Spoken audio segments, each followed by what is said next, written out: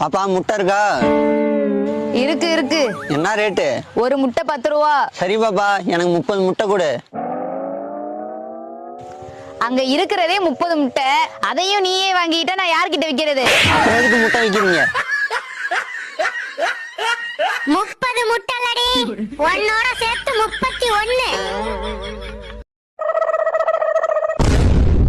யா, இங்க வாயா சீக்கிரம். ஏண்டி சேவல் முட்டை போடுதியா?